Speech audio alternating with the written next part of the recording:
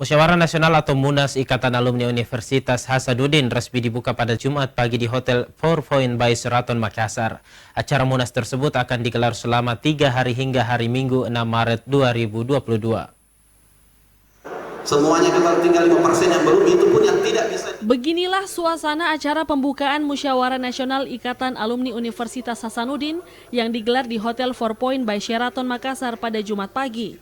Acara yang akan digelar hingga hari Minggu tersebut dihadiri oleh beberapa tokoh dan pejabat daerah di Sulawesi Selatan, seperti mantan Wakil Presiden Yusuf Kala, Andi Ina Kartikasari, Ketua DPRD Provinsi Sulawesi Selatan, PLT Gubernur Sulawesi Selatan Andi Sudirman Sulaiman, dan beberapa pejabat daerah lainnya. Peresmian kegiatan tersebut ditandai dengan pemukulan gendang oleh Yusuf Kala sebagai Ketua IKA Unhas dalam 25 tahun terakhir. Yusuf Kala berharap Ketua IKA Unhas selanjutnya merupakan orang yang mampu melakukan sejumlah program yang dapat memajukan Universitas Hasanuddin. Kita selalu punya konstitusi, kita taat kepada konstitusi. Selain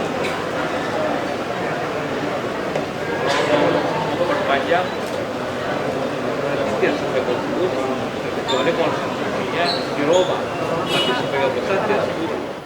Di hari pertama gelaran Munas tersebut, setelah acara pembukaan, dilanjutkan dengan sidang pleno 1, pemilihan presidium sidang, dan sidang pleno 2 dengan agenda laporan pertanggungjawaban pengurus pusat IKA. Sedangkan pemilihan ketua IKA Unhas yang baru akan dilaksanakan pada sidang pleno kelima. Fitri Hairunisa, Celebes TV.